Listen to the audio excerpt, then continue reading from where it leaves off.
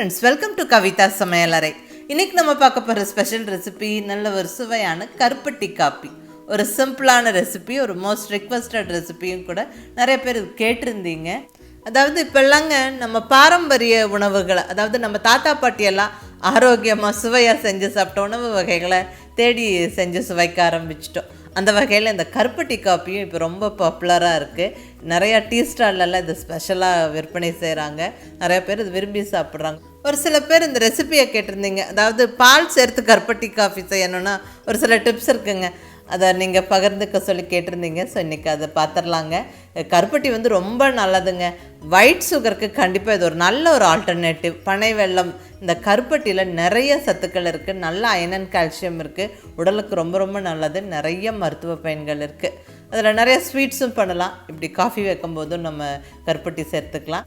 நல்ல சுவையாக இருக்கும், ரொம்ப நல்லதும் கூட. இப்போ வாங்க கருப்பட்டி காஃபி வைக்க ஸ்டார்ட் பண்ணிடலாம். இப்போ நான் இங்கே அச்சு கருப்பட்டி எடுத்துருக்குறேங்க. அதாவது காய்ச்சின பனை வெல்லத்தை சின்ன சின்ன அச்சில், அந்த சின்ன சின்ன மோல்டில் ஊற்றி இந்த மாதிரியும் விற்பனை செய்வாங்க. இல்லைன்னா தேங்காய் தொட்டியில் ஊற்றி நல்ல ஒரு உருண்டையான ஷேப்லேயும் விற்பனை செய்வாங்க. மோஸ்ட்லி இது எல்லாருக்கும் தெரியுங்க. இது சமையல் புதுசாக பழகிற பிகினர்ஸ்க்கு இதெல்லாம் ஷேர் பண்ணிக்கிறேன். நான் இன்றைக்கி எடுத்துருக்கிறது சுக்கு கருப்பட்டி. அதாவது இந்த கருப்பட்டியோட ட்ரை ஜிஞ்சர் சுக்கு சேர்த்து செஞ்சுருப்பாங்க.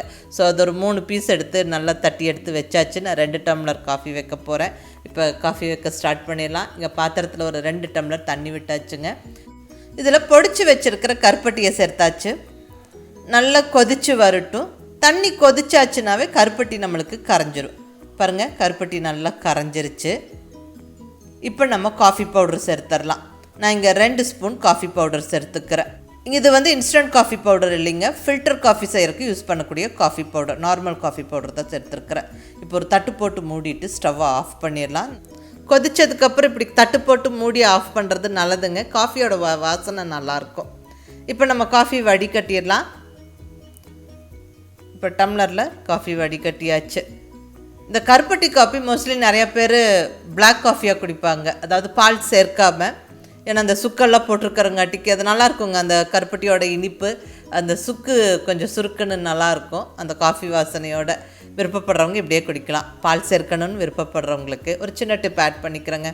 அதாவது காஃபி சூடாக இருக்கணும். பால் வந்து பாயில்டு மில்க்கு, பட் அது ரூம் டெம்பரேச்சரில் கொஞ்சம் ஆறி இருக்கணும். காய்ச்சின பால் அதுதான் வந்து நம்ம காஃபியில் சேர்க்கணும்.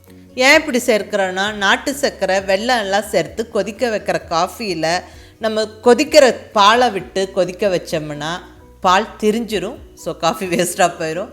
அதனால் காஃபி சூடாக இருக்கட்டும், பால் வந்து ஆறுன பாலை சேர்த்துக்கோங்க. அப்போ வந்து நம்மளுக்கு பால் தெரியாது. அப்புறம் இன்னொரு டிப்பும் சொல்லிக்கிறேங்க.